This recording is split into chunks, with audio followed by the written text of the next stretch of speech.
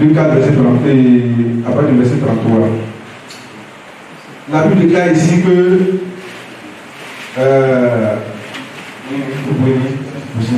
Luc 4, verset 33. Il se trouva dans la synagogue un homme qui avait un esprit de démon impur et qui s'écria d'une voix forte: Ah, qu'y a-t-il entre nous et toi, Jésus de Nazareth? Tu es venu pour nous perdre. Je sais qui tu es, le Saint de Dieu. Jésus le menaça, disant: Tais-toi et sors de cet homme. Et le démon le jeta au milieu de l'assemblée et sortit de lui, sans lui faire aucun mal. Alléluia. Ici, cet homme était possédé. Cet homme n'avait pas le contrôle de sa vie. C'était le démon qui contrôlait sa vie. Mais ce que je veux dire ici, cet homme était à l'église, dans la synagogue avec Jésus, au moment où Jésus prêchait. Pour moi, cet homme était chrétien. Puisqu'il était à l'église, je ne pense pas qu'il était invité pour à une veillée de prière. Il était à l'église comme ça. Et lorsque Jésus donnait l'enseignement, c'est ça que l'esprit, puisque l'esprit ne pouvait pas tenir devant l'enseignement que Jésus donnait, donc il ne pouvait plus résister, qu'il a commencé à crier, à demander, à dire à Jésus, parce que le pouvoir que Jésus, l'enseignement que Jésus donnait était tellement fort que lui ne pouvait plus résister. Alléluia. Donc cet homme était chrétien, mais il n'avait pas le pouvoir sur lui parce qu'il n'était pas mûr, il n'avait pas la maturité, il n'avait pas la force spirituelle. Donc c'est le but de voir le démon contrôler sa vie. Dans le même verset, on peut montrer aussi que le démon, pourquoi le démon n'a pas pu résister? Parce qu'il y avait un homme qui était en face de lui qui était plus puissant. Cet homme était mûr. Cet homme était qui? C'était Jésus. C'est Jésus qui donnait l'enseignement en ce moment-là. Donc pour être résistant devant l'ennemi, il faut être spirituellement fort. Tant qu'il n'est pas spirituellement fort, le sorcier peut t'avoir. Mais lorsque tu es vraiment fort spirituellement, le sorcier n'a pas sa place dans ta vie. Alléluia. Amen. Donc, comme on n'a pas de temps, voilà, on va aller plus vite.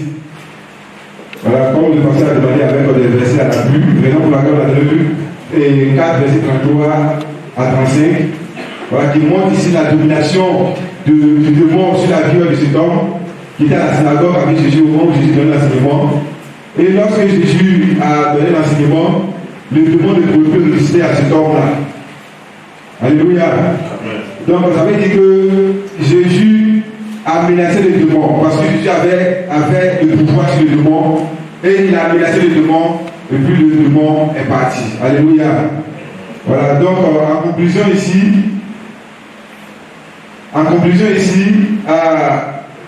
le démon, un chrétien mature, c'est celui qui a la connaissance de la parole de Dieu. C'est celui qui maîtrise la parole de Dieu. Alléluia. Donc ici, comme Jésus était Dieu, le démon, quand le démon voit même, il sait qu'il n'a pas sa place en lui. Alléluia. Voilà, donc je pense que c'est bon, le mondial peut aussi acheter quelque chose. Voilà, c'est la jeunesse, c'est tout le monde qui parle. Amen, que le Seigneur nous bénisse. Voilà, donc c'est ce que mon président a dit. Nous sommes dans une période où nous parlons de la maturité. Amen. Voilà, on peut donc répondre aux questions qu'il a fait en deux volets. C'est-à-dire qu'un chrétien qui est mature, on peut toujours dire que ce chrétien ne peut pas être embouté ou bien le sorcier ne peut pas l'avoir. Amen. Mais un chrétien qui n'a pas l'esprit de Dieu, et on en parle un autre exemple dans le livre de Luc, tout le livre de Luc. La Bible dit qu'il y a une femme que le diable a maintenue pendant 18 ans. Quand elle était, Jésus a bien précisé, il a dit fille d'Abraham. Alléluia. Ça veut dire qu'elle connaissait le Seigneur. Et puis c'était encore dans la synagogue. Mais le diable a été pendant 18 ans. Elle était là. Il a fallu que Jésus soit là pour pouvoir lui apporter la délivrance. Alléluia. Et donc, pour celui qui n'a pas l'esprit de Dieu, l'esprit de Dieu, pour celui qui n'a pas lui, il peut être atteint par un envoûtement, par un sorcier. Voilà. Donc, que le Seigneur vous bénisse. Merci beaucoup. Oui. On acclame le Seigneur.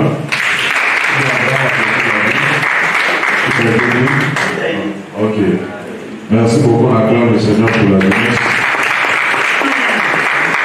Est-ce que vous avez... Si vous avez des questions, relevez-les à la fin. Quand tout le monde va passer, on va voilà. Merci beaucoup. Ou bien, il y a quelque chose d'autre encore à dire? Ok. On acclame le Seigneur pour eux. Merci beaucoup. Merci à la jeunesse. Comme je l'ai dit d'entrée, tout le monde a été surpris. Voilà. On est en train de voir qu'est-ce qu'on allait faire ça. Et puis, Jacques Omar a dit qu'il ne se porte pas trop bien, non? J'ai là-dessus. Il y a un moment. À un moment donné. Voilà. Il pourra. Comment il pourra? Déborah. Les deux premiers responsables n'ont pas pu venir. Elles m'ont signifié ça. Voilà. Déborah.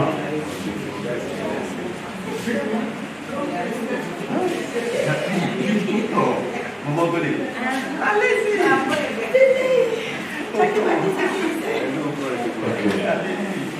Acclamons le simple d'encouragement.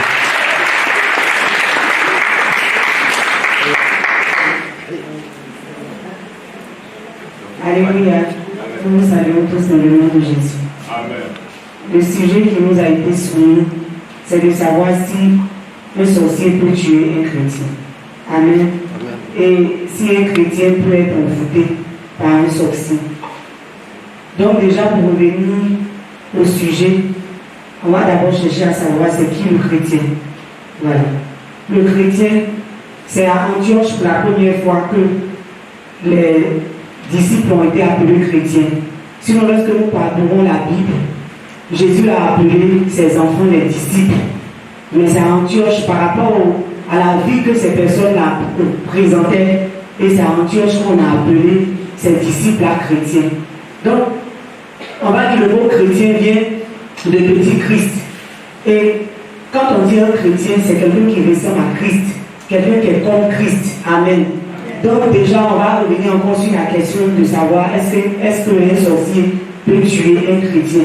C'est comme si on redéfinissait, on demandait est-ce qu'un sorcier peut tuer Christ. Amen. Donc déjà, avant de continuer, chacun de nous déjà peut donner la réponse à cette question. Amen. On va aller encore dans Galates 2, verset 20. Galates 2, verset 20.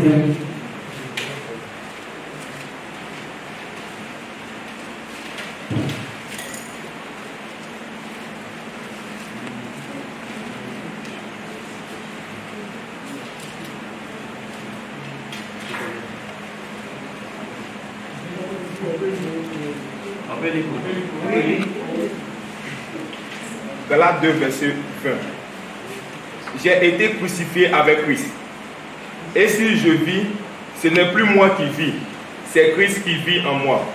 Si je vis maintenant dans la chair, je vis dans la foi au Fils de Dieu, qui m'a aimé et qui s'est livré lui-même pour moi.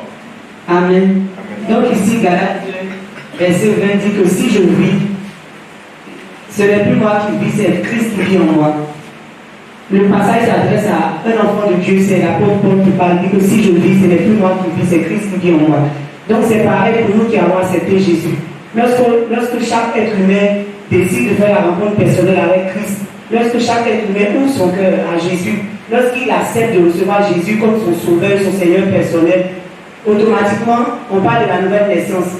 Ça veut dire que cette personne a né de nouveau. Et quand tu nais de nouveau et que tu appartiens à la famille de Christ, désormais ce n'est plus toi qui vis, mais c'est Jésus qui vit en toi. Amen. Ça veut dire que chaque chrétien qui porte véritablement le nom de chrétien, chaque personne qui a vraiment accepté Jésus comme son sauveur, son Seigneur personnel, dès qu'il fait la paix avec Dieu à partir de la personne de Jésus, il permet au Seigneur de venir vivre en lui. Amen. Et spirituellement, la nature spirituelle de cette personne-là change. Ça veut dire que quand Dieu regarde la personne, Dieu voit au travers de cette personne-là que c'est Jésus qui vit en cette personne. Et si tu es chrétien, ça veut dire que Jésus vit en toi. Si tu as véritablement fait la paix avec le Seigneur, quand Dieu te regarde, il voit que ce n'est plus toi qui vis, mais c'est Christ qui vit en toi. Amen. C'est pareil aussi, lorsque le sorcier te regarde, quand tu te vois, il voit que ce n'est plus toi qui vis, mais c'est Christ qui vit en toi. Donc si Jésus vit en toi, le sorcier ne peut pas tuer Jésus. Amen. Amen. Donc ça veut dire que le sorcier aussi ne peut pas te tuer. Amen. Donc un enfant de Dieu, quelqu'un qui a véritablement accepté Jésus comme son sauveur et son Seigneur personnel, un sorcier ne peut pas le tuer parce qu'un sorcier ne peut pas vaincre Christ. Amen. Mais, il y a un mais. Il y a un mais. Amen. Il y a un mais. Un sorcier ne peut pas tuer un chrétien, mais un sorcier, on a défini le sujet en deux termes, on a parlé de l'envoûtement aussi. Donc, un sorcier ne peut pas tuer un chrétien, mais un sorcier peut attaquer un chrétien. Un sorcier peut envoûter un chrétien. Et on a vu avec l'histoire de l'ivraie. Amen.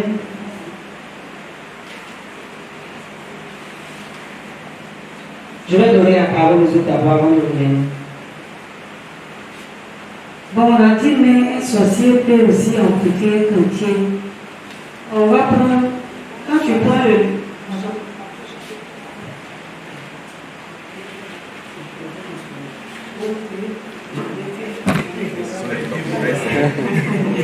Ok, voyons aussi, quand tu prends le chapitre de Job, un sorcier c'est qui? Un sorcier c'est un diable. Alléluia. Le diable il est venu dire à Dieu que Dieu lui a demandé, tu as vu mon serviteur Job? Dieu lui a dit que oui, Job c'est un homme juste et intègre. Dieu a dit à Satan que tu peux le toucher mais ne touche pas son âme. Alléluia. Parce que Dieu connaît ce qui était un Job. Dieu savait que Job était un enfant qui avait la crainte de Dieu. Dieu savait que Job est petit Christ. Malgré tout ce, quand tu prends le chapitre de Job et jusqu'à Job 42, quand il lit l'histoire, le diable a touché la vie de Job. Job a perdu tous les biens qu'il a fait. Job a perdu même ses enfants. Il est même tombé malade. Jusqu'à ce que même Job même devient quelque chose. Mais malgré ça, le Seigneur a délivré Job de cette maladie. Malgré ça, le Seigneur a libéré Job de cette maladie. Cela veut dire que je peux donner un petit témoignage ce soir avant que la servante termine. Moi-même, je suis témoignage de ce sujet. Alléluia. Un sorcier peut envoûter un chrétien ou peut tuer un chrétien. Je peux dire non, si tu es un chrétien assis dans la parole de Dieu, si tu es un petit Christ, le diable peut venir t'attaquer. Parce que la Bible a dit malheur peut souvent arriver aux justes, mais l'Éternel en délivre. Moi, quand vous me voyez aujourd'hui, je peux donner mon témoignage par rapport à ce sujet. Parce que le diable m'a attaqué, j'ai été plus atteinte. Alléluia. Maladie jusqu'à ce que même les médecins disent qu'il n'y a plus d'espoir. Et après cela, le sorcier a dit que non, nous on t'a déjà tué. Mais on ne sait pas, le Seigneur t'a donné la vie. Parce que la vie lui appartient. Alléluia. Voilà, moi je vis aujourd'hui. Avec tous les fois que j'ai traversé, pendant la maladie, les gens ne pensaient plus que j'allais vivre. Mais le Seigneur voyait en moi que j'étais un enfant qui marchait avec le Seigneur. Dieu a montré au Satan que l'ennemi, le diable, n'est pas fort que lui. Que lui, le Seigneur, est plus fort que le diable. Cela veut dire qu'un chrétien, que tu as la crainte de Dieu, tu marches selon la volonté de Dieu, la voix de Dieu. Sorcier ne peut pas te tuer. Il peut, comme la Bible a dit, malheur peut arriver au juste, il peut avoir accès à ta vie, mais l'Éternel va toujours t'en délivrer. Donc je donne à la seconde. J'ai quelque chose à montrer.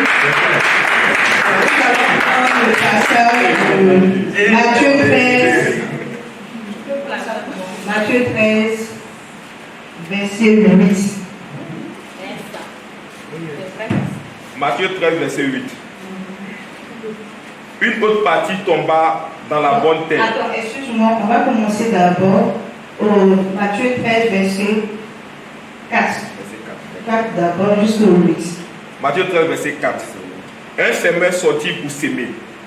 Comme il s'aimait, une partie de la sémence tomba le long du chemin. Les oiseaux vinrent et la mangeaient. Une autre partie tomba dans les endroits pierreux, où elle n'avait pas beaucoup de terre. Elle leva aussitôt parce qu'elle ne trouva pas un sol profond. Mais quand le soleil parut, elle fut brûlée et séchée, faute de racines. Au verset 7. Une autre partie tomba parmi les épines. Les épines montèrent et l'étouffèrent. Une autre partie tomba dans la bonne terre. Elle donna du fruit, un grain 100, un autre 60, un autre 30. Amen. On peut continuer aussi dans la lecture. Matthieu chapitre 13, à partir du verset 20, qui nous explique. C'est une parabole que le Seigneur disait à ses disciples.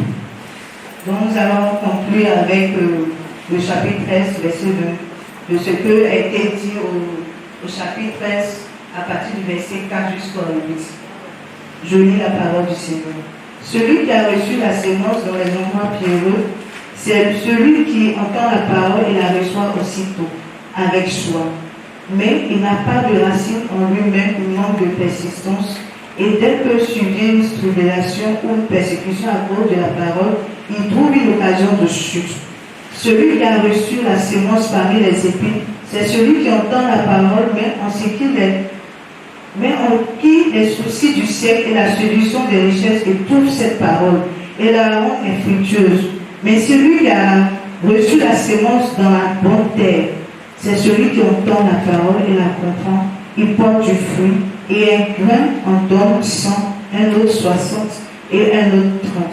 En fait, ce que je suis en train de lire au travers de la parole de Matthieu, chapitre 13, c'est juste l'explication de la parabole que le Seigneur a donnée à ses disciples par rapport à un sémeur qui venait s'aimer dans un champ. Si la parole de Dieu tombe, il y a 4 types de chrétiens, si on veut parler par rapport au thème qui nous a été donné.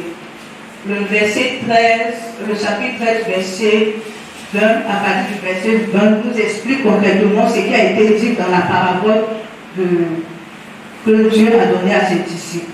Il a dit que celui qui a reçu la sémence dans les endroits pierreux, c'est celui qui entend la parole et la reçoit aussitôt avec joie. C'est vrai, le premier chrétien, c'est celui-là.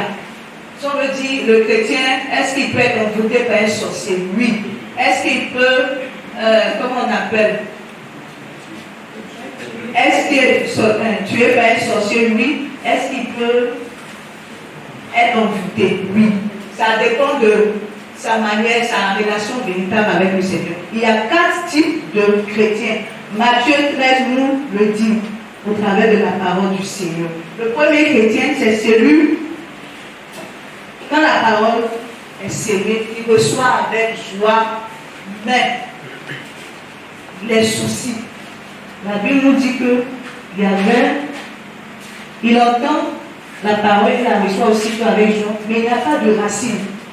La racine, c'est quoi? C'est la parole de Dieu. Quand la parole est prêchée, tu reçois comment la parole de Dieu.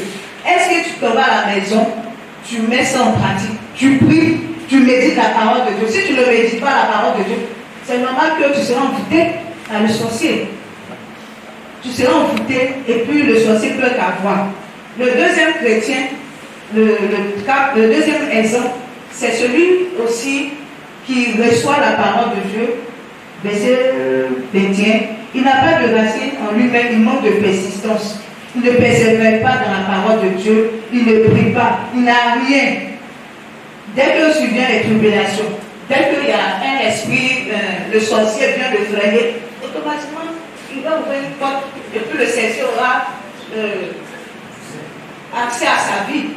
Donc, c'est de recevoir la parole de Dieu, de l'entendre, de l'écouter et de pouvoir porter des fruits, comme le verset 23 le dit. On poursuit encore. Celui qui a reçu la sémence parmi les épiciers, celui qui entend la parole de Dieu, mais qui les soucis du siècle, les séductions des richesses étouffent. Donc, en tant qu'enfant de Dieu, quand on reçoit la parole, comment on reçoit la parole de Dieu? C'est vrai qu'il y a des enseignements. Nous sommes passés par la maturité, les avantages de la maturité. Mais combien de personnes ont reçu cette parole? Ils sont allés à la maison, essayer de suivre ces enseignements qu'ils ont reçus. En fait, c'est juste tirer l'attention de chacun. Okay. Et puis, et les soucis du siècle aussi sont venus. Donc, il y a un instant, juste un instant, quelqu'un peut me prendre Marc. Je vais résumer. Quelqu'un peut me prendre Marc 16, versets 17 à 18. Un instant. Donc, le dernier chrétien, pour ne pas être envoûté par la sorte, pour ne pas être envoûté, pour ne pas être tué par un sorcier, doit entendre la parole de Dieu, comprendre la parole de Dieu, mettre en pratique et puis porter de bons fruits, en continuant son intimité avec le Seigneur, en toujours s'attacher véritablement au Seigneur. Lis pour moi le passage de Marc 16, verset 17.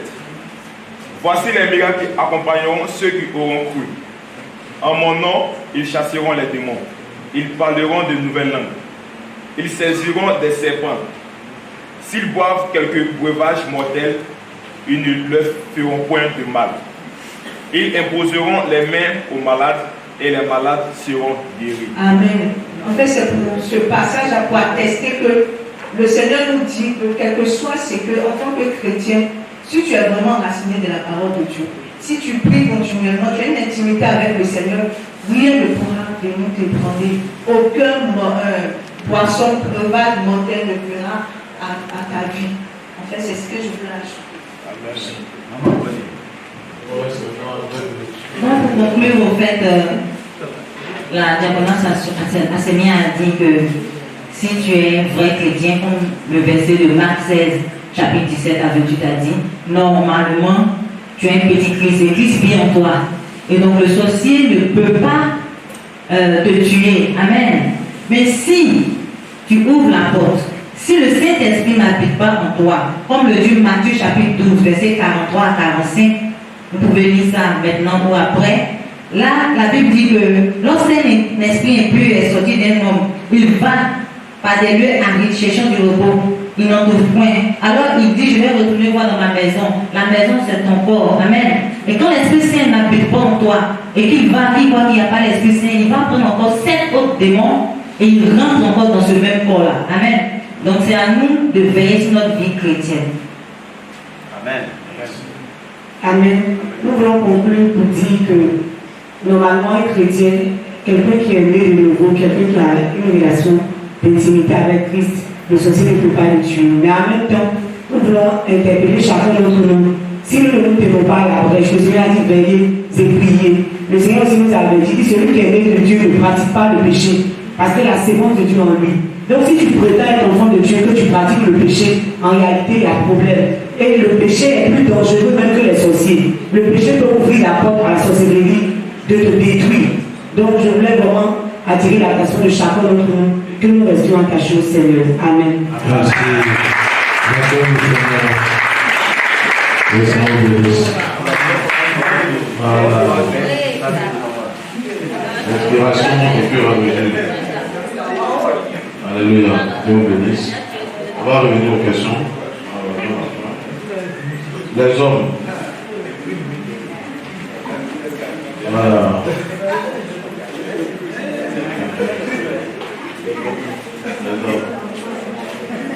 Vous avez 10 minutes.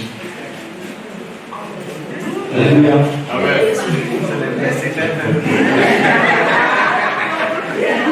Nous sommes la lumière du monde, n'est-ce pas?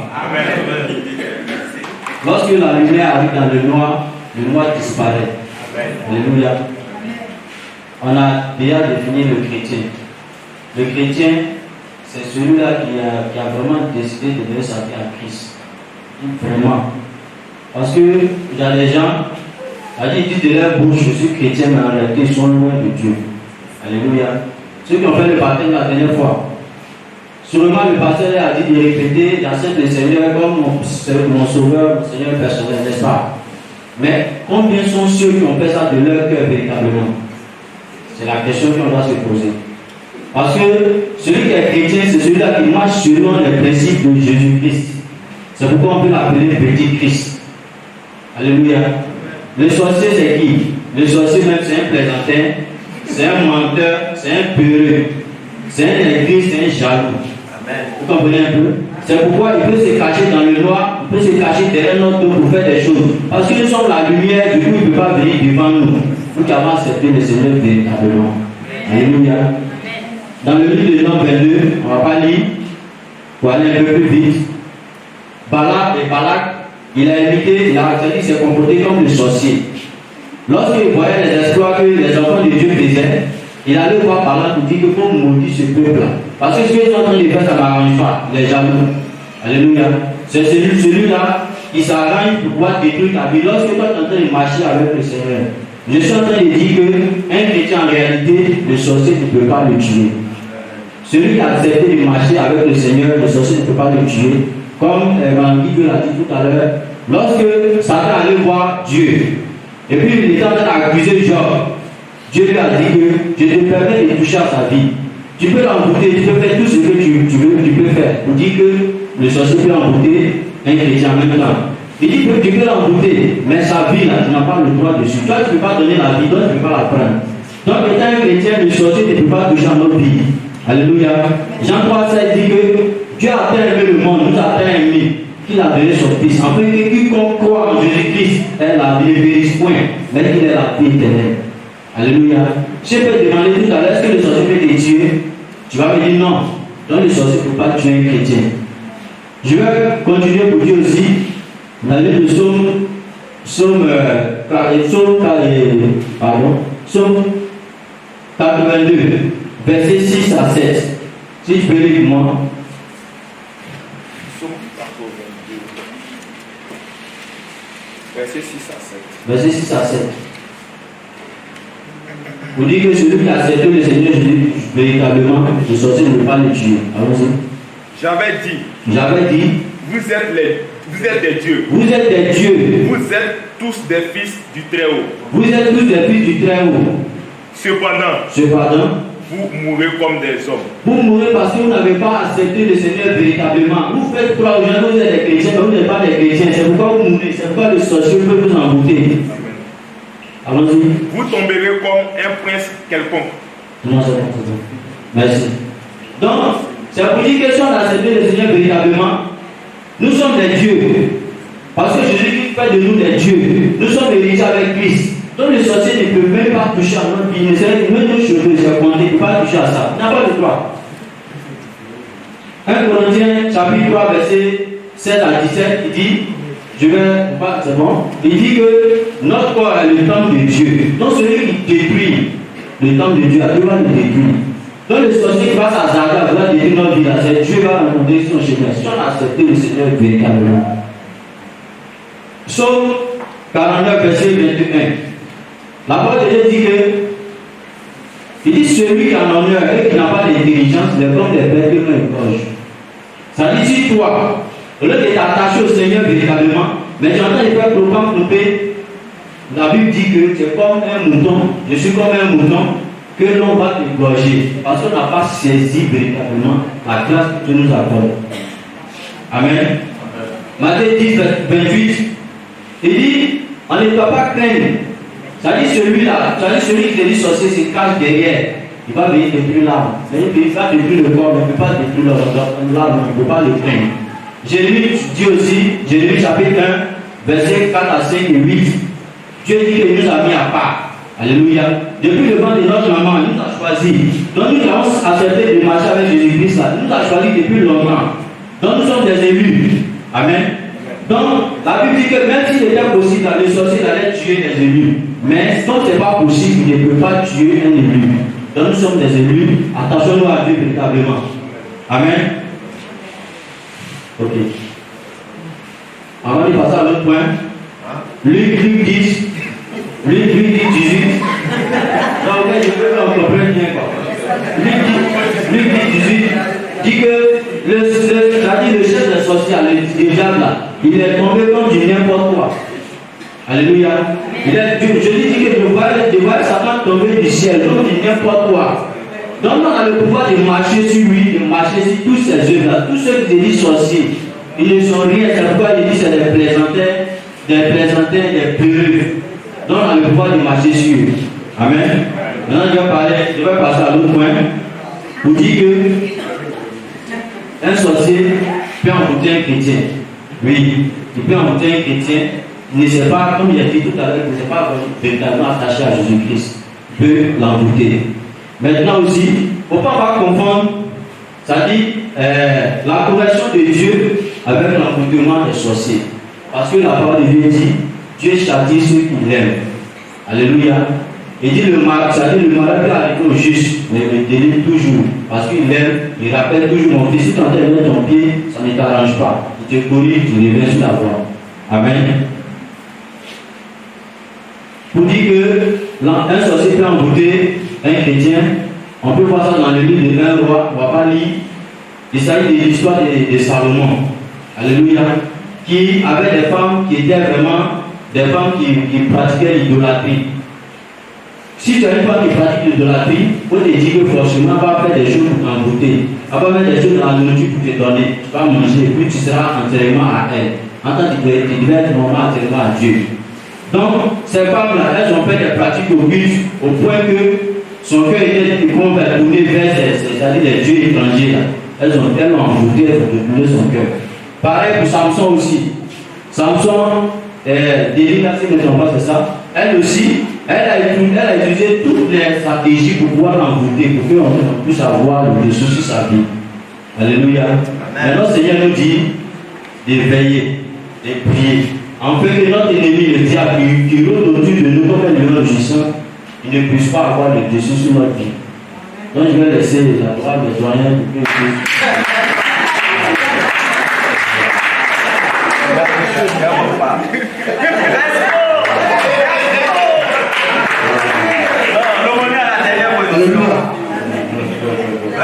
Comme le frère Aimé disait, le diable rôde autour de nous, cherchant qui dévorer. Nous sommes la lumière de ce monde, nous sommes le sel de ce monde. Si on était la lumière qui est en nous, on n'est plus chrétien. Pour le vrai chrétien, c'est la lumière. C'est nous, on doit éclairer le monde. Ensuite, cette clientèle était, on fait obligé de croire facile. Je le dis facile. Parce que même Pierre, même chose en Pierre, Jésus a dit dans Luc 22, 31, Satan t'a réclamé pour t'équilibrer. Équilibrer, c'est quoi? Qui peut définir équilibrer? Équilibrer, c'est quoi? C'est tuer, non? Pierre, c'est Pierre. Donc, du coup, il y a des ouvertures qu'on peut créer. Et puis, il y a ce qu'on appelle le manteau sacerdotal. Qui est? C'est Jésus qui était le manteau de Pierre. Donc, du coup, nous sommes des chrétiens aussi. Notre manteau, c'est qui? Le pasteur. Donc, du coup, si tu quittes sous la couverture du manteau, tu t'exposes d'une manière, d'une autre, au diable. Du coup, c'est ça, non?